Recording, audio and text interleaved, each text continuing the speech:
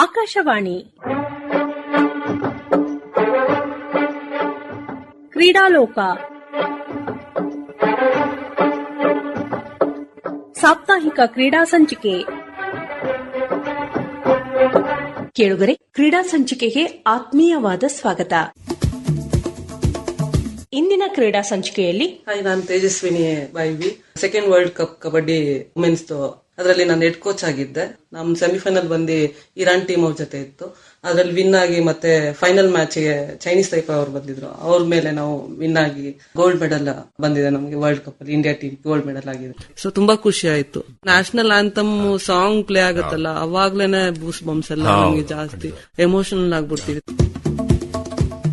ಅಂತಾರಾಷ್ಟ್ರೀಯ ಕಬಡ್ಡಿ ಆಟಗಾರರು ಹಾಗೂ ಅರ್ಜುನ ಪ್ರಶಸ್ತಿ ಪುರಸ್ಕೃತರಾದ ತೇಜಸ್ವಿನಿ ಬಾಯಿ ಜೊತೆಗೆ ಸಂದರ್ಶಿಸುವವರು ಕ್ರೀಡಾ ಅಂಕಣಕಾರರು ಹಾಗೂ ವೀಕ್ಷಕ ವಿವರಣೆಗಾರರಾದ ಚಂದ್ರಮೌಳಿ ಸಿ ಕಣ್ವಿ.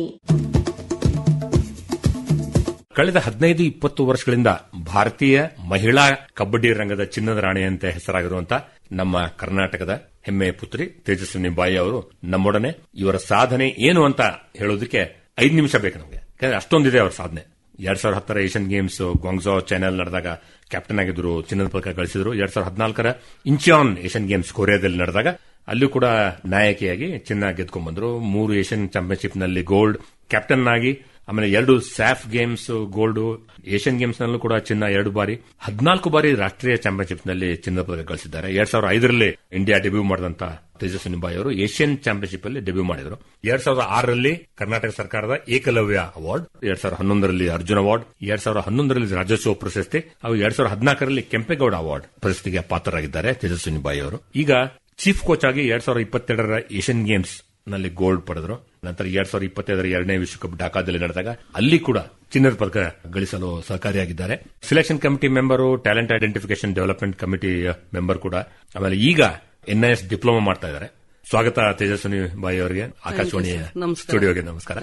ಈಗ NIS ಮಾಡ್ತಾ ಇದ್ದಾರೆ ಅಂತ ಹೇಳಿದ್ರಲ್ಲ, ಅಂದ್ರೆ ಇದು ಕಂಪಲ್ಸರಿನಾ? ಅಂದ್ರೆ ಒಬ್ಬ ರಾಷ್ಟ್ರೀಯ ಟೀಮ್ ನ ಕೋಚ್ ಹೆಡ್ ಕೋಚ್ ಆಗ್ಬೇಕಂದ್ರೆ NIS ಮಾಡೋದು ಕಂಪಲ್ಸರಿನಾ? ಕಂಪಲ್ಸರಿ ಅಂತೇನಿಲ್ಲ, ಯಾಕಂದ್ರೆ ಇಂಟರ್ನ್ಯಾಷನಲ್ ಮತ್ತೆ ಅರ್ಜುನ್ ಅವಾರ್ಡ್ ಇದೀವಿ ನಾವು. ಸೊ ಅದಕ್ಕೇನು ಕಂಪಲ್ಸರಿ ಇಲ್ಲ. ಸ್ವಲ್ಪ ಇದಕ್ಕೆ ಏನಂದ್ರೆ ಒಂದು ಸೈನ್ಸ್ ಇದೆ, ಇದು ನಾಲೆಜ್ಗೋಸ್ಕರ ನಾನು ಕಲಿಬೇಕಂತ ಹೋಗಿದ್ದು. ಆಮೇಲೆ ಮನೆ ಹತ್ರನೇ ಇದೆ ಸಾಯಿ, ಸೊ ಅದಕ್ಕೋಸ್ಕರ ನಾನು NIS ಮಾಡ್ಬೇಕು ಅನ್ಕೊಂಡೆ. 2024 62 ಬ್ಯಾಚ್ ಅವ್ರ ಜೊತೆ ನಾನು NIS ಮಾಡಿದ್ದೆ. ಸೊ ಎಕ್ಸಾಮ್ ಇವಾಗ ಕೊಡ್ತಾ ಇದ್ದೀನಿ. ಫಸ್ಟ್ ಸೆಮಿಸ್ಟರ್ ಎಕ್ಸಾಮ್ ಆಗಿತ್ತು, ಅದ್ರಲ್ಲಿ ಪಾಸ್ ಆಗಿ ನಾನು ಒಂದು ವರ್ಷದ NIS ಮಧ್ಯದಲ್ಲಿ ಮತ್ತೆ ನಾನು ಸೆಕೆಂಡ್ ಸೆಮಿಸ್ಟರ್ ಕೊಡಕ್ ಆಗಿರ್ಲಿಲ್ಲ, ಯಾಕಂದ್ರೆ ಏಷ್ಯನ್ ಚಾಂಪಿಯನ್ಶಿಪ್ ಕಾಂಪಿಟೇಷನ್ ಇತ್ತು. ಅವಾಗ ನಾನು ಇರಾನ್ಗೆ ಹೋಗಿದ್ದೆ. ಸೊ ಸ್ಪೆಷಲ್ ಕೇಸ್ ಆಗಿ ನನ್ಗೆ ಇವಾಗ ಸೆಕೆಂಡ್ ಸೆಮಿಸ್ಟರ್ ಫೈನಲ್ ಎಕ್ಸಾಮ್ ಬರೆಯಕ್ ಕೊಟ್ಟಿದ್ದಾರೆ. ಇಷ್ಟೆಲ್ಲ ಸಾಧಿಸಿದ್ದೀರಿ. ನಿಮ್ಮ ಪ್ಲೇಯರ್ ಆಗಿ, ಕೋಚ್ ಆಗಿ ಬೆಸ್ಟ್ ಮೊಮೆಂಟ್ ಏನು ನಿಮಗೆ? ಚಕ್ ಅಂತ ನೆನಪಾಗೋದು, ಇದು ನಂದು ಬೆಸ್ಟ್ ಮೊಮೆಂಟ್ ಅಂತ? ಬೆಸ್ಟ್ ಮೂಮೆಂಟ್ ಹೇಳ್ಬೇಕಂದ್ರೆ ನಾನು ಪ್ಲೇಯರ್ ಆಗಿ ಆಡ್ತಾ ಇದ್ದೆ, ತುಂಬಾ ಪವರ್ಫುಲ್ ಆಗಿ ಆಡ್ತಾ ಇದ್ದೆ. ಆಮೇಲೆ ಇದೊಂದು ಖುಷಿ ಇರ್ತಾ ಇತ್ತು, ನಾವು ಯಾವಾಗ್ಲೂ ಮೆಡಲ್ ಗೆಲ್ತಾ ಇದ್ವಿ, ಅದೊಂದು ಬೆಸ್ಟ್ ಮೂಮೆಂಟ್ ಆಗ್ತಾ ಇತ್ತು. ನಾವು ಸೋಲೋದು ಇರ್ಲೇ ಇರ್ಲಿಲ್ಲ, ಆ ಸೋಲು ನಮ್ಗೆ ಅಜಮ್ ಕೂಡ ಆಗ್ತಾ ಇರ್ಲಿಲ್ಲ. ಯಾವಾಗ್ಲೂ ನಾವು ಮೆಡಲ್ ಮಾಡ್ಲೇಬೇಕು ಅಂತ ನನ್ನ ಮೈಂಡ್ ಅಲ್ಲಿ ಇತ್ತು. ನನ್ಗೆ ಅದೇ ಬೆಸ್ಟ್ ಮೂಮೆಂಟ್ ಇತ್ತು, ಗೋಲ್ಡ್ ಮೆಡಲ್ ನಾವು ತಗೊಳ್ಳೇಬೇಕು ಅಂತ. ಅದೊಂದು ಬೆಸ್ಟ್ ಮೂಮೆಂಟ್ ಇತ್ತು. ಕರೆಕ್ಟ್. ಯಾವ ಟೂರ್ನಮೆಂಟ್ ಗೋಲ್ಡ್ ನೀವು ಬಹಳ ಇಷ್ಟ ಆಯ್ತು? 2010 ಏಷ್ಯನ್ ಗೇಮ್ಸ್ ಆಯ್ತಲ್ಲ, ಫಸ್ಟ್ ಇಂಟರ್ನ್ಯಾಷನಲ್ ಮ್ಯಾಚ್, ಅದರಲ್ಲಿ ಕ್ಯಾಪ್ಟನ್ ಆಗಿದ್ದೆ, ಅದರಲ್ಲಿ ಗೋಲ್ಡ್ ಆಯ್ತಲ್ಲ, ತುಂಬಾ ಖುಷಿ ಆಯ್ತು ಆ ಟೈಮಲ್ಲಿ. ಪುರುಷರ ಕಬಡ್ಡಿ ಏಷ್ಯನ್ ಗೇಮ್ಸ್ ಅಲ್ಲಿ ಸೇರಿಸಿದ್ದು ಅಂದ್ರೆ 1990 ಸತತವಾಗಿ ಗೆಲ್ತಾ ಬಂದ್ರು. ಆಮೇಲೆ ಮಹಿಳೆಯರದು 2010, ನೀವು ಮತ್ತೆ ನಮ್ಮ ಮಮತಾ ಪೂಜಾರಿ ಎಲ್ಲರೂ 2010, 2014ರಲ್ಲಿ ಕ್ಯಾಪ್ಟನ್ ಆಗಿದ್ರಿ ಹಾಗೂ ಚಿನ್ನದ ಪದಕ ಗಳಿಸಿಕೊಟ್ರಿ. ಆದ್ರೆ 2018 ಪುರುಷರಿಗಾಗಲಿ ಮಹಿಳೆಯರಿಗಾಗಲಿ ಒಂದ್ ಸ್ವಲ್ಪ ಹೊಡೆತು ಬಿತ್ತು. ಅದು ಹೇಳ್ತೀನಿ ಸರ್, ನಾನು 2018ರಲ್ಲಿ ಕೋಚ್ ಆಗಿದ್ದೆ. ಅವಾಗ ತಾನೇ ಜಸ್ಟ್ ಮ್ಯಾರೇಜ್ ಆಗಿತ್ತು ನಂದು. 20 days ಆದ್ಮೇಲೆ ಇದು ಕ್ಯಾಂಪ್ ಸ್ಟಾರ್ಟ್ ಆಯ್ತು, coaching camp, Indian coaching camp Sonipat ಎಲ್ಲ ಕಡೆ ಆಗ್ತಾ ಇತ್ತು. ಆಸ್ ಅ ಕೋಚ್ ಆಗಿ ಹೋಗಿದ್ದೆ. ಅಲ್ಲಿ 3 ಜನ ಇದ್ರು ಕೋಚಸ್, ವುಮೆನ್ ಅಲ್ಲೇ 3 ಜನ ಇದ್ರು. ಕೋಚಿಂಗ್ ಎಲ್ಲ ಕೊಟ್ಟೆ ನಾನು 5 to 6 months ಗಂಟ ಪ್ಲೇಯರ್ಸ್ ಗೆ. ಸೊ ಲಾಸ್ಟ್ ಅಲ್ಲಿ ಏನಾಯ್ತು, ನನಗೆ ಮೀನ್ಸ್ ಸೆಲೆಕ್ಷನ್ ಕೊಟ್ಟಿಲ್ಲ ಅವರು, ಅವರಿಗೆ ಕರ್ಕೊಂಡ್ಬಂದ್ರು. ಅವ್ರು as a coach last moment 1 week ಇತ್ತು ಟೀಮ್ ಹೋಗ್ಬೇಕು. ಸೊ ಅಲ್ಲಿ ಹೊಡ್ತಾ ತಿಂದ್ರು. ನನಗೆ ತುಂಬಾ ಬೇಜಾರಾಯ್ತು ಆ ಮ್ಯಾಚ್ ನೋಡ್ಬಿಟ್ಟೆ. ನಾನು ತುಂಬಾ ಅಂದ್ರೆ ಎಮೋಷನ್ ಆಗ್ಬಿಟ್ಟೆ ತುಂಬಾ ಸರ್. ಖಂಡಿತ, ಯಾಕಂತಂದ್ರೆ ಮೊಟ್ಟ ಮೊದಲ ಬಾರಿಗೆ ಚಿನ್ನ ಕೈ ತಪ್ಪಿತು. ಹೌದು, ಬೆಳ್ಳಿ ಬಂತು. ಬೆಳ್ಳಿ ರೀಸನ್ ಇದೆ ಅಲ್ಲ ಸರ್, ಪಾಲಿಟಿಕ್ಸ್ ಆಗಿ ಅಲ್ಲಿ ಏನೇನಾಗಿದೆ ಗೊತ್ತಿಲ್ಲ. ಆದ್ರೆ ಓಕೆ ಸರ್. ಅಲ್ಲ, ನಿಮ್ಗಷ್ಟೇ ಅಲ್ಲ, ಪುರುಷರಿಗೂ ದೊಡ್ಡ ಅಂತ ಇದಾಯ್ತು. ಯಾಕಂದ್ರೆ ಬ್ರಾನ್ಸ್ ಮೆಡಲ್ ಪುರುಷರ ಟೀಮ್ ಕೂಡ ಸೌತ್ ಕೊರಿಯಾ ಮೇಲೆ ಸೋಲ್ನ ಅನುಭವಿಸಿದ್ವಿ, ಕಂಚಿನ ಪದಕಕ್ಕೆ ಹೋರಾಡ್ಬೇಕಾಯ್ತು. ಇಬ್ರು ಕೋಚಸ್ ಚೆನ್ನಾಗಿದ್ರು ಸರ್, ತುಂಬಾ ಎಕ್ಸ್ಪೀರಿಯನ್ಸ್ ಕೋಚ್ ಕೋಕರ್ ಸರ್ ಇದ್ರು, ಆಮೇಲೆ ರಾಮ್ಮೇರ್ ಸಿರ್ ಅವರು ತುಂಬಾನೇ ಅವಾಗ ನಮ್ಗೆಲ್ಲ ಅಬ್ಸರ್ವರ್ ಆಗಿ ಇದ್ರು, ಆಮೇಲೆ ಅರ್ಜುನ್ ಅವಾರ್ಡಿ ಬೇರೆ ದೊಡ್ಡ ದೊಡ್ಡ ಪ್ಲೇಯರ್ಸ್ ಆಗಿ ಇವಾಗ ಕೋಚ್ ಆಗಿದ್ರು. ಟೀಮ್ ಕೂಡ ಚೆನ್ನಾಗಿತ್ತು ಮೆನ್ನೋರ್ದು. ಏನ್ ಸೋಲಿದಾರೋ ಗೊತ್ತಿಲ್ಲ. ಅಂದ್ರೆ ಅದಾದ್ಮೇಲೆ ಮತ್ತೆ ನಾನು ಕಮ್ ಬ್ಯಾಕ್ ಮಾಡಿದೆ, ನಾನು ರಿಸಲ್ಟ್ ಕೊಟ್ಟೆ 2023 ಆಗ್ಲಿ 24 ಅಲ್ಲಾಗ್ಲಿ, ಏಷ್ಯನ್ ಚಾಂಪಿಯನ್ಶಿಪ್ ಅಲ್ಲಾಗ್ಲಿ, ವರ್ಲ್ಡ್ ಕಪ್ ಅಲ್ಲಾಗ್ಲಿ ನಾನು ರಿಸಲ್ಟ್ ಕೊಟ್ಟಿದ್ದೀನಿ. ಎಲ್ಲದರಲ್ಲೂ ಮೆಡಲ್ ಬಂದಿದೆ, ಗೋಲ್ಡ್ ಮೆಡಲ್. ಅದು ಖುಷಿ ಇದೆ ಇವಾಗ ನಮ್ಗೆ. ನೀವು ಆಡುವಾಗ ಹಾಗೂ ನೀವು ಹೆಡ್ ಕೋಚ್ ಆದಾಗ ಇರಾನ್ ಬಹಳ ಕಾಟ ಕೊಡ್ತಾ ಇತ್ತು. ಇರಾನ್ ಮಹಿಳೆಯರ ಟೀಮ್ ಬಹಳ ಸ್ಟ್ರಾಂಗ್ ಟೀಮ್, ಅದು ಅವ್ರ ಮೇಲೆ ನಾವು ಸೋತಿದ್ವಿ ಫೈನಲ್ಸ್ ಅಲ್ಲಿ 2018 ಏಷ್ಯನ್ ಗೇಮ್ಸ್. ಈಗ ಚೈನೀಸ್ ಟೈಪೇ ಬಂದಿದೆ, ಏನು ಯಾಕೆ ಅಷ್ಟು ಬೇಗ ಅಷ್ಟು ಮೇಲೆ ಬಂದಿದೆ ಚೈನೀಸ್? ಸರ್ ಅವ್ರಿಗೆ ಏನಂದ್ರೆ ತುಂಬಾ ಇಂಟ್ರೆಸ್ಟ್ ಇದೆ, ಆಮೇಲೆ ಅವ್ರ ಗೇಮ್ ಆಗ್ಲಿ, ಫಿಟ್ನೆಸ್ ಆಗ್ಲಿ, ಡಯಟ್ ಆಗ್ಲಿ ತುಂಬಾ ಚೆನ್ನಾಗಿ ಅವರು ನಡ್ಸ್ಕೊಂಡು ಹೋಗ್ತಾರೆ. ಒಂದಿನಾನು ಮಿಸ್ ಮಾಡಲ್ಲ. ಪ್ರಾಕ್ಟೀಸ್ ಆಗ್ಲಿ ಡೈಲಿ ಪ್ರಾಕ್ಟೀಸ್ ಮಾಡ್ತಾರೆ, ಅದೇ ರಿಸಲ್ಟ್. ಸೊ ಅವರು ಡಿಸಿಪ್ಲಿನ್ ಆಗು ಇರ್ತಾರೆ, ರೆಸ್ಪೆಕ್ಟ್ ಕೊಡ್ತಾರೆ.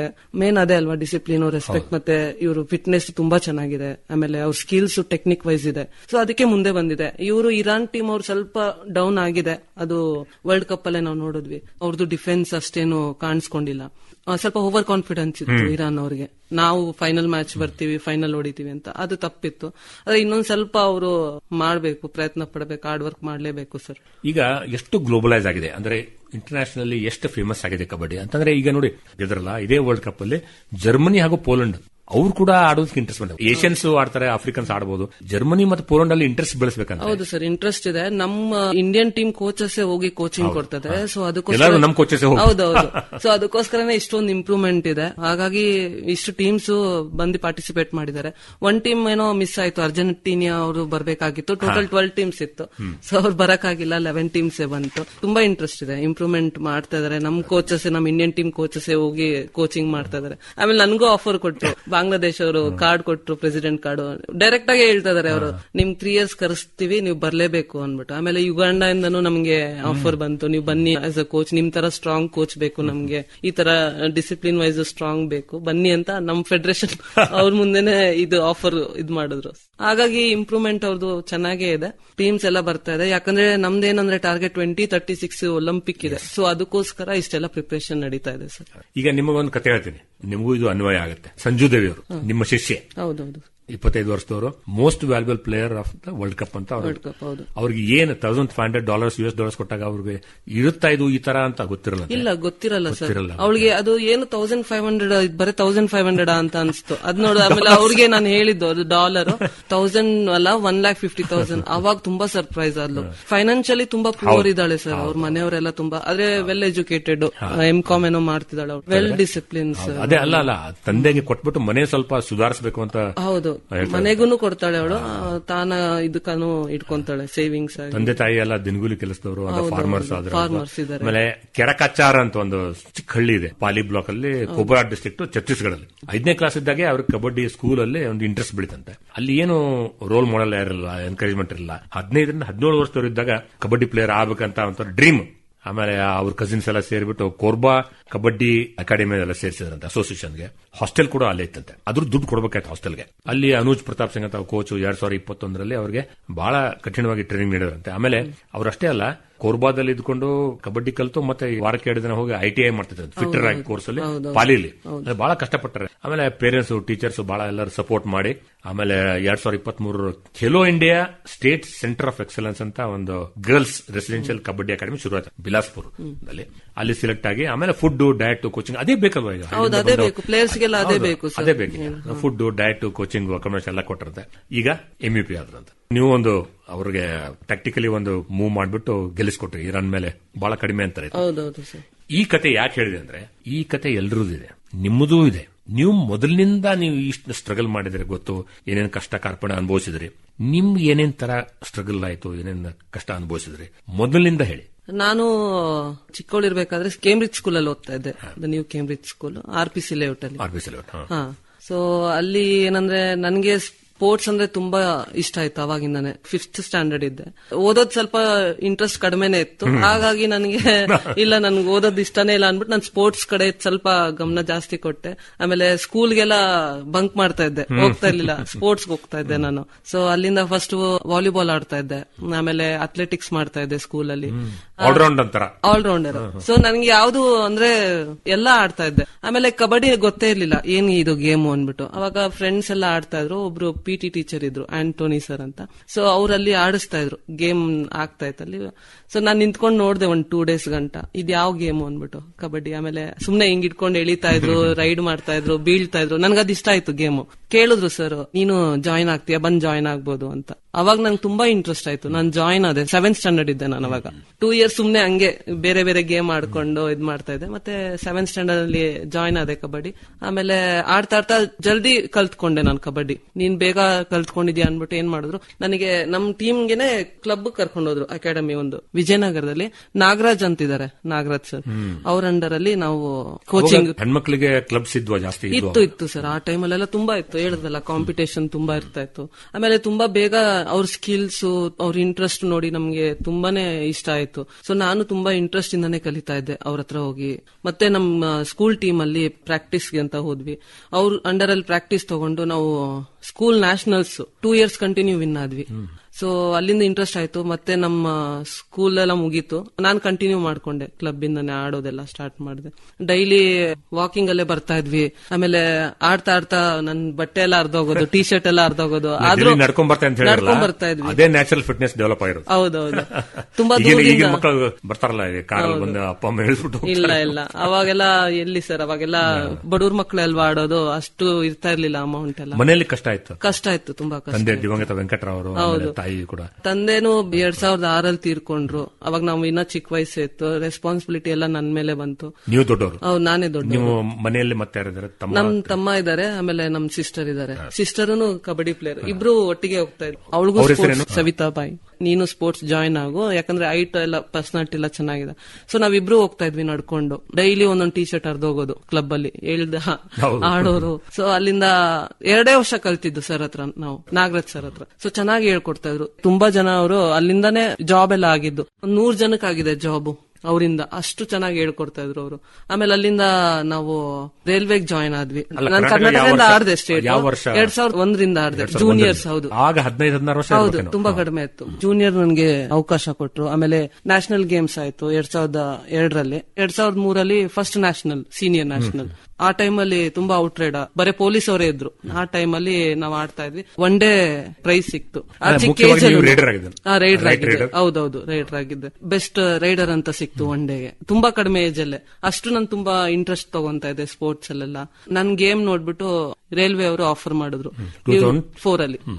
ಆ ಟೈಮಲ್ಲಿ ಸರ್ ಅವಾಗ್ಲೇ ಫಸ್ಟ್ ಟೈಮ್ ಏನೋ ಬ್ರಾನ್ಸ್ ಮೆಡಲ್ ಆಗಿದ್ದು. ಅದಾದ್ಮೇಲೆ ಆಗೇ ಇಲ್ಲ. ಫಸ್ಟ್ ಟೈಮ್ ಕರ್ನಾಟಕ ಬಂದು ನ್ಯಾಷನಲ್ಸ್ ಅಲ್ಲಿ ಬ್ರಾನ್ಸ್ ಮೆಡಲ್ ಆಗಿದ್ದು ನಾನು ಅವಾಗ ಆಡಿದ್ದೆ. ಸೊ ಅದಾದ್ಮೇಲೆ ಮೆಡಲ್ ಇಲ್ವೇ ಇಲ್ಲ. ಆಮೇಲೆ ಅಲ್ಲಿಂದ ರೈಲ್ವೆ ಅವ್ರು ನೋಡಿ ನನಗೆ ಆಫರ್ ಮಾಡಿದ್ರು. ಅಲ್ಲಿ ಸೀನಿಯರ್ ಪ್ಲೇಯರ್ಸ್ ಇದಾರೆ, ಅವರು ಅರ್ಜುನ್ ಅವಾರ್ಡಿ ಎಲ್ಲ ಇದ್ರು. ನೀತಾ ದಡ್ವೆ ಅಂತ ಇದಾರೆ. ಆಮೇಲೆ ನಮ್ ಕರ್ನಾಟಕ ಅವರು ಇದ್ರು, ಸುಮಾ ಅಂತ, ನಮ್ ಕ್ಲಬ್ ಅಲ್ಲೇ ಆಡ್ತಾ ಇದ್ರು. ಅವರು ಅಲ್ಲೇ ಸಿಕಂದ್ರಾಬಾದ್ ಅಲ್ಲೇ ರೈಲ್ವೇಸ್ ಅಲ್ಲಿ ಇದ್ರು. ಅವ್ರು ನೋಡಿ ನನಗೆ ಕರ್ದಿದ್ದು, ನೀವು ಬನ್ನಿ ಚೆನ್ನಾಗಿ ಆಡ್ತಾ ಇದ್ದೀರಾ ಅನ್ಬಿಟ್ಟು. ಅವಾಗ ನಾನು 2004 ನನಗೆ ಜಾಬ್ ಆಯ್ತು ಅಲ್ಲಿ ರೈಲ್ವೆ. ನಾನು 2004 ಆಯ್ತು. ಮಮತಾ ಪೂಜಾರಿ 2006 ಅವ್ರದ್ದು ರಿಕ್ರೂಟ್ಮೆಂಟ್ ಆಯ್ತು. ಸೇಮ್ ಹಿಂಗೆ ಆಯ್ತು. ಅವ್ರಿಗೂ ಆಫರ್ ಮಾಡಿದ್ರು, ಅವರು ಬಂದ್ರು. ನಾವು ಒಟ್ಟು 3 ಜನ ಇದ್ವಿ ರೈಲ್ವೆಲಿ ಕರ್ನಾಟಕದಿಂದ. ಶಶಿ ಅಂತ ದಾವಣಗೆರೆ ಹುಡುಗಿ. ಸೊ ಹಂಗೆ ಕಂಟಿನ್ಯೂ ಆಯ್ತು. ಅದಾದ್ಮೇಲೆ ರೈಲ್ವೇಸ್ಗೆ ನ್ಯಾಷನಲ್ಸ್. ಹೌದು, ರೈಲ್ವೆ ಟೀಮ್ ಇಂದಾನೆ ನ್ಯಾಷನಲ್ಸ್ ಬರ್ತಾ ಇದ್ವಿ ನಾವು. ಸೊ ಅಲ್ಲಿ ಚೆನ್ನಾಗಿ ಆಡ್ಕೊಂಡು ಬರ್ತಾ ಇದ್ವಿ. ಸೊ 2005 ನನ್ಗೆ ಇಂಡಿಯಾ ಕ್ಯಾಂಪ್ ಸಿಕ್ತು, ಫಸ್ಟ್ ಏಷ್ಯನ್ ಚಾಂಪಿಯನ್ಶಿಪ್ ವುಮೆನ್ದು. ನಾನ್ ಚಿಕ್ಕವಳಿರ್ಬೇಕಾದ್ರೆ 2003 ನನಗೆ ಕ್ಯಾಂಪ್ ಸಿಕ್ಕಿತ್ತು, ಇಂಡಿಯಾ ಕ್ಯಾಂಪ್. ಬರೀ ಇಂಡಿಯಾ ಕ್ಯಾಂಪ್ ಆಗಿತ್ತು, ಯಾವ್ದು ಕಾಂಪಿಟೇಷನ್ ಆಗಿರ್ಲಿಲ್ಲ. ಚಿಕ್ಕವಳಿಂದಾನೆ ನಾನು ಇಂಡಿಯಾ ಕ್ಯಾಂಪ್ ಮಾಡಿದ್ದೆ. ಸೊ 2005 ಏಷ್ಯನ್ ಚಾಂಪಿಯನ್ಶಿಪ್ ಬಂತು. ಸೊ ಅದಕ್ಕೆ ಕೂಡ ನಾನು ಸೆಲೆಕ್ಟ್ ಆದೆ. ಸೊ ಫಸ್ಟ್ ಇಂಡಿಯಾ ಆಡಾದ್ಮೇಲೆನೆ ಮೆಡಲ್ ಬಂತು. ಸೊ ಹಂಗೆ ಕಂಟಿನ್ಯೂ ಆಯ್ತು ಸರ್ ನನ್ನ ಜರ್ನಿ, ನನ್ನ ಕೆರಿಯರ್ ಎಲ್ಲ ಇಂಡಿಯನ್ ರೈಲ್ವೆಗೆನೆ ಕಂಟಿನ್ಯೂ. ನಾನು 18 ವರ್ಷ ಆಡಿದ್ದೀನಿ ಟೋಟಲ್. ನನ್ನ ಸರ್ವಿಸ್ ಇವಾಗ 25 ವರ್ಷ ಆಸ್ ಅ ಪ್ಲೇಯರ್ ಮತ್ತೆ ಕೋಚಿಂಗ್ ಅಲ್ಲಿ. ಇವಾಗ 25 ವರ್ಷ ಆಗಿದೆ. ಅಲ್ಲ, ಇಲ್ಲಿ ಅಪ್ಪ ಅಮ್ಮ ಸಹೋದರ ಸಹೋದರಿ ಎಲ್ಲರೂ ಇಲ್ಲಿ, ಇವ್ರನ್ನ ಬಿಟ್ಟು ನೀವು ಸಿಕಂದ್ರಾಬಾದ್ ಅಲ್ಲಿ? ಹೌದು, ಫ್ಯಾಮಿಲಿ ಬಿಟ್ಟು ನಾವು ಸಿಕಂದ್ರಾಬಾದ್ ಅಲ್ಲೇ ಇದ್ದಿದ್ದು. ಅವ್ರ ದೊಡ್ಡ ತ್ಯಾಗನ. ಹೌದು ಸರ್, ತುಂಬಾ ಸಪೋರ್ಟ್ ಇತ್ತು ಅವ್ರದ್ದು. 2006 ನಮ್ ತಂದೆನೂ ತೀರ್ಕೊಂಡ್ರು. ಜವಾಬ್ದಾರಿ ಎಲ್ಲ ನನ್ ಮೇಲೆ ಬಂತು. ಸೊ ನಮ್ ತಾಯಿ ಇದಾರೆ, ನಮ್ ತಮ್ಮ, ನಮ್ ತಂಗಿ ಇದಾರೆ, ಎಲ್ಲ ನಾನೇ ನೋಡ್ಕೋಬೇಕಾಗಿತ್ತು. ಫ್ಯಾಮಿಲಿ ಇಲ್ಲಿ ನಾನು ಹೌದೌದು ಸರ್, ಮ್ಯಾನೇಜ್ ಆಯ್ತು ಹೆಂಗೋ. ಟೋಟಲ್ 18-19 ಇಯರ್ಸ್ ನಾನು ಸಿಕಂದ್ರಾಬಾದ್ ಅಲ್ಲೇ ಇದ್ದೆ. ಅದಾದ್ಮೇಲೆ 2020 ನಾವು ಟ್ರಾನ್ಸ್ಫರ್ ತಗೊಂಡು ಇಲ್ಲಿಗೆ ಬಂದ್ವಿ. ಸೊ ಇಲ್ಲಿ ಬಂದಿದ ತಕ್ಷಣ ನನಗೆ ಕೋಚಿಂಗ್ ಅಲ್ಲಿ ಅಪರ್ಚುನಿಟಿ ಸಿಕ್ತು. ಫೆಡರೇಷನ್ ಅವರಾಗ್ಲಿ ಈ ಅಪರ್ಚುನಿಟಿ ಕೊಟ್ಟರು ನನಗೆ. ತೇಜಸ್ವಿ ಗೆಲೆಟ್ ಆಗ್ಲಿ, ಕರ್ನಾಟಕ ಅಸೋಸಿಯೇಷನ್ ಅವರು ಸಪೋರ್ಟ್ ಮಾಡಿದ್ದಾರೆ. ಎಲ್ಲರಿಗೂ ನಾನು ಥ್ಯಾಂಕ್ ಯು ಅಂತ ಹೇಳ್ಬೇಕಂತ ಇದ್ದೀನಿ. ಅಲ್ಲ, ಈಗ ಏನಂತಂದ್ರೆ ನೀವು ಶುರು ಮಾಡಿದಾಗಿಂದ ಇಲ್ಲಿವರೆಗೆ 20 ವರ್ಷದಲ್ಲಿ ಏನೇನು ಬದಲಾವಣೆ ಆಗಿದೆ ನಮ್ಮ ರಾಜ್ಯ ಕಬಡ್ಡಿಯಲ್ಲಿ? ಮಹಿಳೆಯರಿಗೆ ಯಾವ ರೀತಿಯ ಒಂದು ಪ್ರೋತ್ಸಾಹ, ಎನ್ಕರೇಜ್ಮೆಂಟ್ ಸಿಗ್ತಾ ಇದೆ ರಾಷ್ಟ್ರ ಮಟ್ಟದಲ್ಲಿ? ಬದಲಾವಣೆ ಆಗ್ಬೇಕು ಸರ್, ಇನ್ನ ಪ್ಲೇಯರ್ಸ್ ಹೆಚ್ಚಿಗೆ ಆಗ್ಬೇಕು. ಯಾಕಂದ್ರೆ 2014 ನಾವು 4 ಜನ ಇದ್ವಿ ಏಷ್ಯನ್ ಗೇಮ್ಸ್ ಆಡ್ಬೇಕಾದ್ರೆ ಕರ್ನಾಟಕದಿಂದ. ಅದಾದ್ಮೇಲೆ 2018 ಒಬ್ರೇ ಆಡಿದ್ರು ಉಷಾ. ನಿಧಾನ ಕಡಿಮೆ ಆಗ್ತಾನೆ ಇದಾರೆ. ಪ್ಲೇಯರ್ಸ್ ಇಲ್ಲ ಆಕ್ಚುಲಿ ಮಂದಿ ಬೆಂಗಳೂರಲ್ಲಿ, ಕರ್ನಾಟಕಲ್ಲಾಗ್ಲಿ. ಇನ್ನ ಹೆಚ್ಚು ಆಗ್ಬೇಕು, ಅವ್ರಿಗೂ ಚಾನ್ಸ್ ಸಿಗ್ಬೇಕು. ಇದೇ ತರ ಇಂಟರ್ನ್ಯಾಷನಲ್ ಮ್ಯಾಚಸ್ ಆಡ್ಬೇಕು, ಹೆಸರು ಮಾಡ್ಬೇಕು, ಕರ್ನಾಟಕ ಹೆಸರು ಮಾಡ್ಬೇಕು. ಈ ಸತಿ ನಾನಿದ್ದೆ, ನನ್ಗೆ ತುಂಬಾ ಖುಷಿ ಆಯ್ತು. ಧನಲಕ್ಷ್ಮಿ ನನ್ನ ಅಂಡರಲ್ಲಿ ಪರ್ಫಾರ್ಮೆನ್ಸ್ ನೋಡಿ ನಾನು ಸೆಲೆಕ್ಷನ್ ಮಾಡಿದ್ದೆ ಅವಳಿಗೆ. ಅದು ತುಂಬಾ ಖುಷಿ ಆಯ್ತು. ಹಿಂಗೆ ಜಾಸ್ತಿ ಕ್ಲಬ್ ಆಗಿ ಪ್ರಾಕ್ಟೀಸ್ ಮಾಡಿ ನಂತರ ವುಮೆನ್ಸ್ ಬರ್ಬೇಕು ಮುಂದೆ. ಅವಾಗ್ಲೇ ಟೀಮ್ಸ್ ಆಗೋದು, ಅವಾಗ್ಲೇ ಮ್ಯಾಚಸ್ ಎಲ್ಲ ಆಡಕ್ಕಾಗೋದು, ಅವಾಗ್ಲೇ ಸೆಲೆಕ್ಷನ್ ಆಗೋದು. ಹಾಗಾಗಿ ಮುಂದೆ ಬರ್ಬೇಕಂತ ಅನ್ಕೊಂಡೆ. 2011 ನಿಮಗೆ ಅರ್ಜುನ್ ಅವಾರ್ಡ್ ಸಿಕ್ಕಿದ್ದು. 2014 ಏಷ್ಯನ್ ಗೇಮ್ಸ್ ಗೆದ್ದಾಗ ಪ್ರಧಾನಮಂತ್ರಿಗಳು ನಿಮ್ಮನ್ನು ಸನ್ಮಾನ ಮಾಡಿದ್ರು. ಅದು ನೆನಪಿದೆ ನಿಮಗೆ? ಹಾ, ನೆನಪಿದೆ ಸರ್. 2010 ನೆನಪಿದೆ. ಮನಮೋಹನ್ ಸಿಂಗ್ ಅವರು ಇದ್ರು ಅವಾಗ. ಅವ್ರ ರೆಸಿಡೆನ್ಸಿಗೆ ಹೋಗಿದ್ವಿ. ತುಂಬಾ ಖುಷಿ ಆಯ್ತು. ಆ ಟೈಮಲ್ಲಿ ಫಸ್ಟ್ ಪ್ರೈಮ್ ಮಿನಿಸ್ಟರ್ ಅವ್ರಿಗೆ ಸಿಗ್ತಾ ಇದೀವಿ. ತುಂಬಾ ಅದೊಂದು ಡ್ರೀಮು ಸರ್ ಇವಾಗ್ಲೂ. ಆಮೇಲೆ 2014 ಮೋದಿಜಿ ಸರ್ ಸಿಕ್ಕಿದ್ವಿ. ಅದು ತುಂಬಾ ಖುಷಿ ಆಯ್ತು. ಅದೆಲ್ಲ ಒಂದು ಡ್ರೀಮು. ತುಂಬಾ ಯಾವ ರೀತಿ ಕಾನ್ವರ್ಸ್ ಮಾಡ್ತಾರೆ ನಿಮ್ ಜೊತೆ? ಅಂದ್ರೆ ಅವ್ರು ತುಂಬಾ ಮೋಟಿವೇಶನ್ ಮಾಡಿದ್ರು ಸರ್. ಇಬ್ರು ಪ್ರೆಸಿಡೆಂಟ್, ಪ್ರೈಮ್ ಮಿನಿಸ್ಟರ್ ಆಗ್ಲಿ, ಎಲ್ರಿಗೂ. ಅವ್ರಿಗೆ ಸ್ಪೋರ್ಟ್ಸ್ ಅಂದ್ರೆ ಅಷ್ಟು ಇಷ್ಟ ಇದೆ. ಕಬಡ್ಡಿ ಅಂದ್ರೆ ಜಾಸ್ತಿ ಇದೆ ಅವ್ರಿಗೆ, ಮೋದಿ ಅವ್ರ ಸರ್ಗೆ. ಸೊ ತುಂಬಾ ಮೋಟಿವೇಟ್ ಮಾಡ್ತಾರೆ ಅವರು. ಅವ್ರಿಗೆ ಶೇಕ್ ಹ್ಯಾಂಡ್ ಕೊಡ್ಬೇಕಾದ್ರೂ ಅವ್ರ ಕೈ ಕೂಡ ಸ್ಪೋರ್ಟ್ಸ್ ಅವ್ರ ತರ ಹೆಂಗಿದೆ ಗಟ್ಟಿ, ಆ ತರ ಶೇಕ್ ಮಾಡ್ತಾ ಇದ್ರು. ತುಂಬಾ ಖುಷಿ ಆಯ್ತು ಅವ್ರಿಗೆ ಮೀಟ್ ಆದ್ವಿ. ಈಗ ನೀವು 20 ವರ್ಷದಲ್ಲಿ ಎಷ್ಟು ದೇಶ ಸುತ್ತಿದ್ರಿ ನೆನಪಿದೆಯಾ? ಒಂದು 10-15 ದೇಶ ಸುತ್ತಿರ್ಬೋದು ಸರ್. ಭಾರತದಲ್ಲಿ ಯಾವುದು ಇಷ್ಟವಾದಂತಹ ಸ್ಥಳ ನಿಮಗೆ ಆಡೋದಕ್ಕೂ ಹಾಗೂ ಹಾಲಿಡೇ? ಭಾರತದಲ್ಲಿ, ವಿದೇಶದಲ್ಲಿ? ದೇಶ ಅಂತಿಲ್ಲ ಸರ್, ನಮ್ಮೂರೇ ನಮ್ಗೆ ಇಷ್ಟ ಅಷ್ಟೇ. ಬೆಂಗಳೂರು ಇನ್ನೆಲ್ಲೂ ಇಲ್ಲ ಸರ್. ಯಾವ ದೇಶನೂ ಇಲ್ಲ, ಯಾವ್ದು ಇಲ್ಲ. ನಮ್ ಕರ್ನಾಟಕ, ನಮ್ ಬೆಂಗಳೂರೇ ಬೆಸ್ಟ್ ಅನ್ಕೊಂತೀನಿ. ಬಂದಿ ತುಂಬಾ ಖುಷಿ ಆಯ್ತು. 2020 ನಾವು ಟ್ರಾನ್ಸ್ಫರ್ ತಗೊಂಡ್ ಬಂದ್. ಸೊ ತುಂಬಾ ಖುಷಿ ಆಯ್ತು. ಆಗ ನೀವು ಫ್ಯಾಮಿಲಿ ಜೊತೆ ಫ್ಯಾಮಿಲಿ ಇರೋಣ ಅಂತಾನೆ ಹೋದ್ವಿ. ಆದ್ರೆ ಬೈ ಸಡನ್ ಆಗಿ ಹಸ್ಬೆಂಡ್ ಅವ್ರದ್ದು ಕೊರೋನಾಲಿ ತೀರ್ಕೊಂಡ್ರು. ಅದೇ ರೀತಿಯಲ್ಲಿ ನೀವು ಬಹಳ ಜೀವನದಲ್ಲಿ ನೋವು ಉಂಡಿದ್ರಿ. 2018 ನನ್ ಮದ್ವೆ ಆಯ್ತು. ಆ ಟೈಮಲ್ಲಿ ಮದ್ವೆ ಆದ್ಮೇಲೂ ಕೂಡ ನಾನು 20 ದಿವಸ ಆದ್ಮೇಲೆ ನಾನು ಕೋಚಿಂಗ್ ಕ್ಯಾಂಪ್ ಹೋಗಿದ್ದೆ. ಆ ಟೈಮಲ್ಲಿ ಕೋಚಿಂಗ್ ಕ್ಯಾಂಪ್ ತಗೊಂಡೆ, 5 months ತಗೊಂಡೆ. ತುಂಬಾನೇ ಸಪೋರ್ಟ್ ಮಾಡಿದ್ರು. ಹಸ್ಬೆಂಡ್ ಆಗ್ಲಿ, ಮನೆಯವರಾಗ್ಲಿ, ಫ್ಯಾಮಿಲಿ ಆಗ್ಲಿ, ನಮ್ಮ ಅತ್ತೆಯವರಾಗ್ಲಿ, ನಮ್ಮ ನಾದಿಯವ್ರು ಎಲ್ಲ ಸಪೋರ್ಟ್ ಮಾಡಿದ್ರು. ನೀವು ಹೋಗಿ, ನಾವಿದ್ದೀವಿ ಅಂತ. 2018 ಆದ್ಮೇಲೆ 2 years ನಾನು ಫ್ಯಾಮಿಲಿ ಜೊತೆನೆ ಇದ್ಕೊಂಡು, ಇನ್ ಲೈಫೇ ಫ್ಯಾಮಿಲಿ ಅಂತ. ಇಲ್ಲ, ಬ್ಯಾಂಗ್ಳೂರಲ್ಲಿ ಫ್ಯಾಮಿಲಿನೇ. ಇವಾಗ ಎಲ್ಲ ಕಬಡ್ಡಿ ಏನು ಇಲ್ಲ. ಇವಾಗ ಇಷ್ಟೆಲ್ಲ ಅಚೀವ್ಮೆಂಟ್ಸ್ ಮಾಡಿದೀನಲ್ಲ, ಸಾಕು, ಇನ್ನ ಫ್ಯಾಮಿಲಿಗೆ ಟೈಮ್ ಕೊಡೋಣ ಅನ್ಬಿಟ್ಟು ನಾನು ಫ್ಯಾಮಿಲಿಗೆ ನಾನು ಇದ್ ಮಾಡ್ಕೊಂಡಿದ್ದೆ. 2020 ಫಸ್ಟ್ ಕೊರೋನಾ ಬಂತು. ಅದರಲ್ಲಿ ನನ್ನ ಫಾದರ್ ಇನ್ ಲಾ ಫಸ್ಟ್ ಅವ್ರದ್ದು ಡೆತ್ ಆಯ್ತು. ಅದ್ ನಂತರ 6 ತಿಂಗಳಾದ್ಮೇಲೆ ನಮ್ಮ ಯಜಮಾನ್ರು ಹಸ್ಬೆಂಡ್ ನವೀನ್ ಅಂತ 2021 ಅವ್ರು ತೀರ್ಕೊಂಡ್ರು. ನನ್ಗೆ ಚಿಕ್ಕ ಡಾಟರ್ ಇದ್ದಾಳೆ, 2 ತಿಂಗಳಿದ್ಲ ಅವಾಗ ಅವ್ರು ತೀರ್ಕೊಂಡಾಗ. ಸೊ ನೋವು, ಹೌದು, ಅವರ ಪ್ರತಿರೂಪನ ನಿಮ್ ಮಗಳಲ್ಲಿ ನೋಡಬಹುದು. ಹೌದು, ಹಸ್ಬೆಂಡ್ ಹೇಗಿದಾರೋ ಹಾಗೆ ಇದ್ದಾಳೆ. ಅವಳ ಹೆಸರು ಧೃತಿ ಅಂತ. ಸ್ಪೋರ್ಟ್ಸ್ ಅಲ್ಲಿ ತರ್ಬೇಕಂತ ಇಷ್ಟ. ಅದೇ ಇಂಡಿವಿಜುವಲ್, ಅದೇ ಕೇಳಂತಿದ್ದೆ, ಏನ್ ಮಾಡ್ಬೇಕಂತಿದ್ರ ಮಗಳಿಗೆ? ಇಂಡಿವಿಜುವಲ್ ಅಲ್ಲಿ ನಾನು ಯಾವ್ದ್ರಲ್ಲಿ ಬೇಡ ಅಂತ. ಯಾಕಂದ್ರೆ ಟೀಮ್ ಗೇಮ್ ಅಲ್ಲಿ ನಾವು ತುಂಬಾ ಸ್ಟ್ರಗಲ್ ಮಾಡ್ಕೊಂಡು ಆಡ್ಕೊಂಡು ಬಂದಿದೀವಿ. ಸ್ಟ್ರಗಲ್ ಅಂತಲ್ಲ, ಇದೊಂದು ಪ್ಯಾಷನ್ ಅಂತಾನೆ ಇತ್ತು. ಆದ್ರೆ ಟೀಮ್ ಗೇಮ್ ಅಲ್ಲಿ ಬೇಡ. ಒಂದು ಇಂಡಿವಿಜುವಲ್ ಅಂದ್ರೆ ಯಾವ್ದಂತ ನೀವು ಪಾಯಿಂಟ್ ಔಟ್ ಮಾಡಿದಾರ ಇವರಿಗೆ? ಬ್ಯಾಡ್ಮಿಂಟನ್ ಆಗ್ಲಿ, ಇಲ್ಲ ಲಾಂಗ್ ಟೆನ್ನಿಸ್ ಅಲ್ಲಿ ಆಗ್ಲಿ. ನ್ಯಾಚುರಲ್, ಯಾಕಂದ್ರೆ ಜೀನ್ಸ್, ನಿಮ್ಮ ಜೀನ್ಸ್ ಇದ್ದೇ ಇರ್ತದೆ. ಹೌದು, ನ್ಯಾಚುರಲ್ ಸ್ಪೋರ್ಟ್ಸ್ ಮನ್ ಜೀನ್ಸ್ ಅಂತೂ ಇದ್ದೇ ಇರುತ್ತೆ. 2023 ಏಷ್ಯನ್ ಗೇಮ್ಸ್ ಅದನ್ನು ಮರೆಯಕ್ಕೆ ಸಾಧ್ಯ ಇಲ್ಲ ನೀವು ಅಂತ ನನಗನ್ಸುತ್ತೆ. ಯಾಕಂದ್ರೆ ನಮಗೆ ಎಷ್ಟು ರೋಮಾಂಚನ ಆಗಿದೆ ನೋಡಿದಾಗ. ಚೈನೀಸ್ ತಾಯ್ಪೆ ವಿರುದ್ಧ ಫೈನಲ್ಸ್ ಅಲ್ಲಿ ಮುಂದೆ ಇದ್ರಿ, ಫೈನಲ್ ಮಿನಿಟ್ಸ್ ಅಲ್ಲಿ ಫಾಲೋ ಔಟ್ ಆಯ್ತು. ಅದು 4 ಪಾಯಿಂಟ್ ಕ್ರೂಷಿಯಲ್ ಅಲ್ಲಿ ಕೊಟ್ಬಿಟ್ರು ಆ ಟೈಮಲ್ಲಿ. ಅವ್ರು 2 ಪಾಯಿಂಟ್ ಮುಂದೆ ಬಂದ್ರು. ಇನ್ನು 2.5-3 ನಿಮಿಷನೇ ಇತ್ತು. ಅವಾಗ ಕೋಚ್ ಆಗಿ ಎದೆ ಬಡಿತಾ ಹೇಗಿತ್ತು ಅವಾಗ? ನನ್ನ ಆಟ ಇಲ್ಲಿ ಕತ್ಕಂಟ ಬಂದ್ಬಿಟ್ಟಿತ್ತು ಸರ್. ಅಷ್ಟು ಪ್ರೆಷರ್ ಅಲ್ಲಿ ನಿಂತ್ಕೊಂಡೇ ಇದ್ವಿ ನಾವು. ದೇವರಲ್ಲಿ ಪ್ರೇ ಮಾಡ್ತಾ ಇದ್ವಿ, ಅಯ್ಯೋ ಇದು ವಿನ್ ಆಗ್ಲೇಬೇಕಪ್ಪ, ಏನಾಗೋಯ್ತು ಅಂತ. ದೇವ್ರ ಸಾಥ್ ಕೊಟ್ಟ, ವಿನ್ ಆದ್ವಿ. ಪ್ರೊ ಕಬಡ್ಡಿ ಒಂದ್ಸತಿ ಮುಂಚೆ ಕೋಚ್ದು ಹಾರ್ಟ್ ಮೀಟರ್ ಎಷ್ಟು ಜೋರಾಗಿ ಓಡ್ತಾ ಎದೆ ಬಡಿತ. ಹೌದೌದು, ತುಂಬಾ ಜಾಸ್ತಿ ಇರುತ್ತೆ ಸರ್, ಪ್ರೆಷರ್ ತುಂಬಾ ಇರುತ್ತೆ ಆ ಟೈಮ್. ಹೊರಗಡೆ ಕೂತ್ಕೊಂಡು ನೋಡೋದು ಬಹಳ ಕಷ್ಟ ಅಲ್ವಾ? ನಮ್ಮೆಲ್ಲರ ಅನುಭವ. ಹೌದು ಸರ್, ಈ ಕೋಚ್ ಹೊರಗಡೆ ಆನ್ ದ ಫೀಲ್ಡ್ ಇರೋಕ್ಕಿಂತ ಹೊರಗಡೆ ಇದ್ದವ್ರು ಬಹಳ ಟೆನ್ಷನ್ ಆಗುತ್ತೆ. ತುಂಬಾನೇ ಟೆನ್ಷನ್ ಆಗುತ್ತೆ ಸರ್. ಕಿರ್ಚೋದು ಜಾಸ್ತಿ, ಅವ್ರಿಗೆ ಹೇಳೋದು, ಕಿರ್ಚ್ಕೊಂಡೇ ನಮ್ ಗಂಟೆ ಇದಾಗ್ತಾ ಇತ್ತು. ಆಸ್ ಅ ಪ್ಲೇಯರೇ ಚೆನ್ನಾಗಿರ್ತಾ ಇತ್ತು ಸರ್. ಕೋಚ್ ತುಂಬಾ ಪ್ರೆಷರ್, ಟೆನ್ಷನ್ ಎಲ್ಲ ಇರುತ್ತೆ. ಓಕೆ ಇವಾಗೆಲ್ಲ ಯೂಸ್ ಟು ಆಗಿದೀವಿ, ನಡೀತಾ ಇದೆ ಚೆನ್ನಾಗಿ. ಕೋಚ್ ಅಲ್ಲೂ ಏನ್ ಖುಷಿ ಅಂದ್ರೆ ನನ್ನ ಅಂಡರ್ ಅಲ್ಲಿ ಅಂದ್ರೆ 3 ಮೆಡಲ್ ಆಯ್ತು, 3 ಹ್ಯಾಟ್ರಿಕ್ ಆಯ್ತು ನನಗೆ. ಅದೇ ಒಂದು ದೊಡ್ಡ ಖುಷಿ. ಇಲ್ಲ, ನಾವ್ ಇನ್ನೊಂದಿದೆ ನೆನಪಿದೆ ನನಗೆ. 2016 ವುಮೆನ್ ಕಬಡ್ಡಿ ಚಾಂಪಿಯನ್ಶಿಪ್ ಅಲ್ಲಿ ಫೈನಲ್ಸ್ ಅಲ್ಲಿ ನೀವು ಅಗೇನ್ಸ್ಟ್ ಮಮತಾ ಪೂಜಾರಿ ಟೀಮ್, ಹೌದು, ಕೊನೆಗೆ ಅವ್ರ ಟೀಮ್ ಬಂದು ರೇಡ್ ಮಾಡಿ ಪಾಯಿಂಟ್ ತಗೊಂಡು ಹೋಯ್ತು.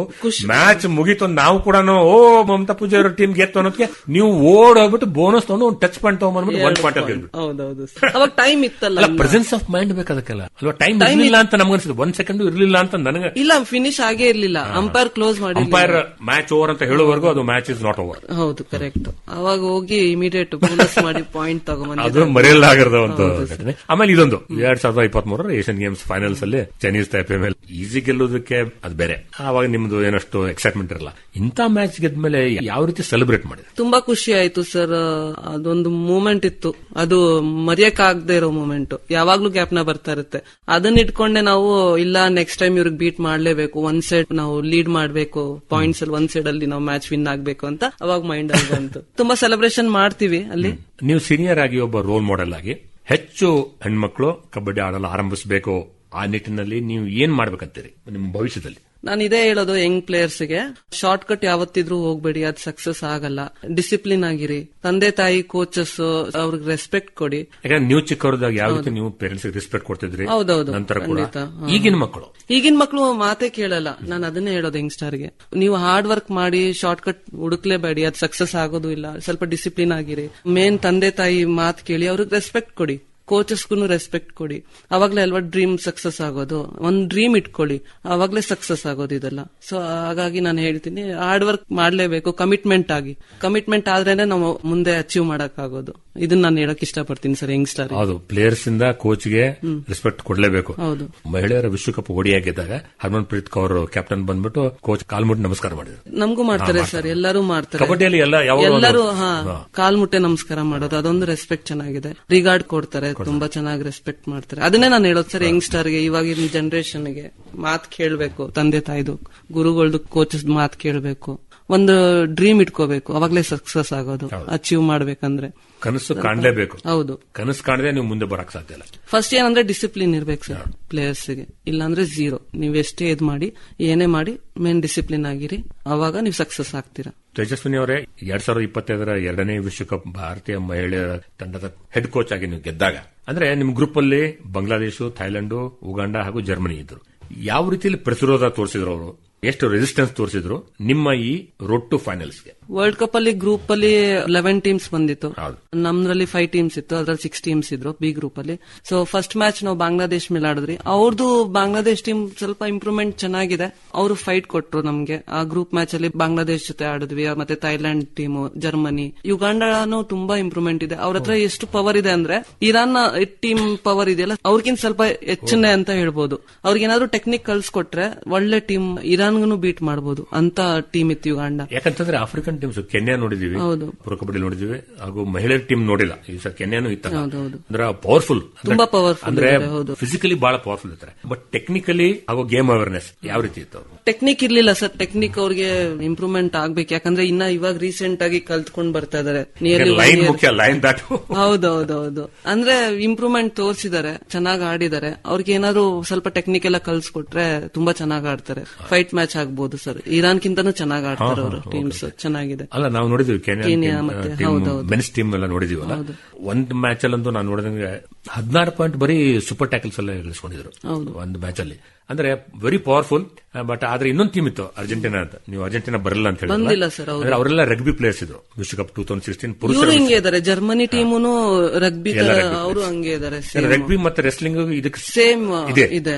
ರೆಸ್ಲಿಂಗ್ ಪಟ್ಟುಗಳು ಏನಿದಾವಲ್ಲ, ಇದ್ರಲ್ಲಿ ಬಹಳ ಮುಖ್ಯ. ಅಂದ್ರೆ ಬ್ಲಾಕ್ ಆಗಲಿ, ಡ್ಯಾಶ್ ಆಗಲಿ, ರೆಸ್ಲಿಂಗ್ ಟೆಕ್ನಿಕ್ಸ್ ಎಲ್ಲ ಕಬಡ್ಡಿಯಲ್ಲಿ ಯೂಸ್ ಮಾಡ್ಕೋಬಹುದು. ಅದಕ್ಕೆ ಇರಾನಿಯರು ಹೆಚ್ಚು ಯಶಸ್ವಿಯಾಗಿದ್ದಾರೆ. ಆಮೇಲೆ ಇರಾನ್ ಟೀಮ್ ಅಲ್ಲಿ ಏನಾಯ್ತಂದ್ರೆ, ಇರಾನ್ ಗ್ರೂಪ್ ಅಲ್ಲಿ Chinese ಟೈಪೇ ಅವರಿದ್ರು.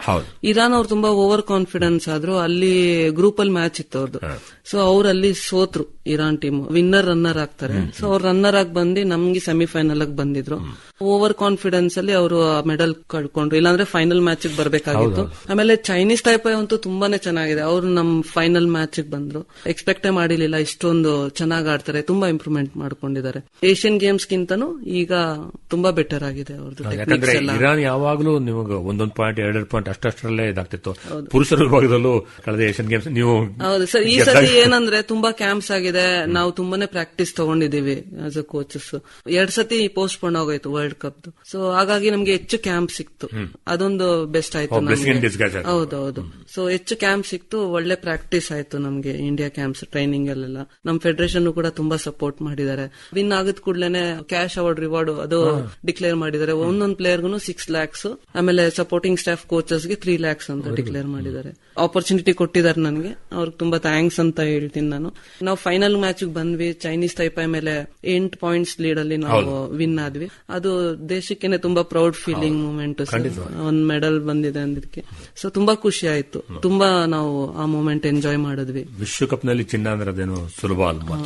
National anthem song play ಆಗತ್ತಲ್ಲ, ಅವಾಗ್ಲೇನೆ ಬೂಸ್ಟ್ ಬಂಪ್ಸ್ ಎಲ್ಲ ನಮ್ಗೆ ಜಾಸ್ತಿ ಎಮೋಷನಲ್ ಆಗ್ಬಿಡ್ತೀವಿ. ಕಣ್ಣೀರು ಹರಿಸ್ತಾರೆ ನಾವು, ಖಂಡಿತ ನಮಗೂ ನೀರ್ ಬರುತ್ತೆ, ಅಷ್ಟು ಎಮೋಷನ್ ಆಗ್ತೀವಿ ಸರ್. ತುಂಬಾ ಖುಷಿ ಆಯ್ತು. ಇದೊಂದು ಜರ್ನಿ ಇತ್ತಲ್ಲ, ನನ್ ತುಂಬಾನೇ ಚೆನ್ನಾಗಾಯ್ತು. ತಕ್ಷಣ ಇಮಿಡಿಯೇಟ್ ಆಗಿ ನೋಡಿದ್ರು, ಎಲ್ಲ ಡ್ಯಾನ್ಸ್ ಮಾಡ್ತಾ ಇದ್ರು. ಅಂದ್ರೆ ಅದು ಖುಷಿ. ನಂಗೆ ಡ್ಯಾನ್ಸ್ ಬರಲ್ಲ, ನಾನ್ ನಿಂತ್ಕೊಂಡು ನೋಡ್ತಾ ಇದ್ದೆ. ತುಂಬಾ ಖುಷಿ ಆಯ್ತು. ಹೌದೌದು, ತುಂಬಾ ಖುಷಿ ಆಯ್ತು. ಆ ರೀತಿ ಅದೊಂದು ರೆಸ್ಪೆಕ್ಟ್ ಸರ್. ಈ ಮೇಡಮ್, ಕೊನೆಯದಾಗಿ ಈಗ 20 ವರ್ಷ ಭಾರತದ ಮಹಿಳಾ ಕಬಡ್ಡಿಯಲ್ಲಿ ತೊಡಗಿಸಿಕೊಂಡಿದ್ರೆ, ಈಗ ಫ್ಯೂಚರ್ ಪ್ಲಾನ್ಸ್ ಏನ್ ನಿಮ್ದೀಗ? ಫ್ಯೂಚರ್ ಪ್ಲಾನ್ಸ್ ಸರ್, ನಂದು ಟಾರ್ಗೆಟ್ ಬಂದು ಕಾಮನ್ವೆಲ್ತ್ ಇದೆ, ಆಮೇಲೆ ಏಷ್ಯನ್ ಗೇಮ್ಸ್, ಕಾಮನ್ವೆಲ್ತ್. ಇನ್ನ ಟೀಮ್ ಚೆನ್ನಾಗಿ, ಇನ್ನ ಪರ್ಫಾರ್ಮೆನ್ಸ್ ಚೆನ್ನಾಗಿ ಕೊಡಬೇಕು. ಇನ್ನ ಹೆಚ್ಚು ಪ್ಲೇಯರ್ಸ್, ಇವಾಗ ಯಂಗ್ ಪ್ಲೇಯರ್ಸ್ ಗೆ ಇನ್ನ ನಾನು ನನ್ನ ಎಕ್ಸ್ಪೀರಿಯನ್ಸ್ ಕಲ್ಸ್ಕೊಡ್ಬೇಕು. ಇನ್ನ ಫಿಟ್ನೆಸ್, ಮೋರ್ ಫಿಟ್ನೆಸ್ ಅವ್ರಿಗೆ ನಾನು ಇನ್ನ ಕಲ್ಸಿ ಇನ್ನ ಚೆನ್ನಾಗಿ ಮಾಡ್ಬೇಕು ಟೀಮು. ಸೊ ಇದೇ ಪ್ಲಾನಿಂಗ್ಸ್ ಇದೆ. ಕ್ಯಾಂಪ್ ನಡೀತಾ ಇರಬೇಕು, ಇದಕ್ಕೆ ನಾನು ಕೋಚ್ ಆಗಿ ಇರ್ಬೇಕಂತಾನೆ ನನ್ನ ಆಸೆ ಸರ್. ತೇಜಸ್ವಿನಿ ಬಾಯಿ ಅವರೇ, ನಮ್ಮ ಕರ್ನಾಟಕದ ಹೆಮ್ಮೆ ಪುತ್ರಿ ನೀವು, ಚಿನ್ನದ ರಾಣಿ ನೀವು. ಇಷ್ಟು 2 ಏಷ್ಯನ್ ಗೇಮ್ಸ್, ಆಮೇಲೆ ಇಷ್ಟೊಂದು ಏಷ್ಯನ್ ಚಾಂಪಿಯನ್ಶಿಪ್ಸ್, ವರ್ಲ್ಡ್ ಕಪ್, ಆಮೇಲೆ ಕೋಚ್ ಆಗಿ ಕೂಡ ವರ್ಲ್ಡ್ ಕಪ್, ಏಷ್ಯನ್ ಗೇಮ್ಸ್ ಗೆದ್ದಿದ್ದಾರೆ. ಇದು ನಮ್ಮ ಬಹಳ ಹೆಮ್ಮೆಯ ವಿಷಯ. ಇಷ್ಟೊತ್ತು ಬಂದು ನಮ್ಮ ಆಕಾಶವಾಣಿಯಲ್ಲಿ ಮಾತಾಡಿದ್ದಕ್ಕೆ ಧನ್ಯವಾದ sir. Thank you so much. ಇದುವರೆಗೆ ಅಂತಾರಾಷ್ಟ್ರೀಯ ಕಬಡ್ಡಿ ಆಟಗಾರರು ಹಾಗೂ ಅರ್ಜುನ ಪ್ರಶಸ್ತಿ ಪುರಸ್ಕೃತರಾದ ತೇಜಸ್ವಿನಿ ಬಾಯಿ ಜೊತೆಗಿನ ಸಂದರ್ಶನವನ್ನ ಕೇಳಿದ್ರಿ. ಸಂದರ್ಶಿಸಿದವರು ಕ್ರೀಡಾ ಅಂಕಣಕಾರರು ಹಾಗೂ ವೀಕ್ಷಕ ವಿವರಣೆಗಾರರಾದ ಚಂದ್ರಮೌಳಿ ಸಿ ಕಣ್ವಿ. ನಿರ್ವಹಣೆ ಜ್ಯೋತಿ ದಾಸ್. ಇದಾಗಿತ್ತು ಕ್ರೀಡಾಲೋಕ ಕಾರ್ಯಕ್ರಮ. ರಾಜ್ಯವ್ಯಾಪಿ ಪ್ರಸಾರವಾದ ಈ ಕಾರ್ಯಕ್ರಮ ಆಕಾಶವಾಣಿ ಬೆಂಗಳೂರು ಕೇಂದ್ರದ ಕೊಡುಗೆ.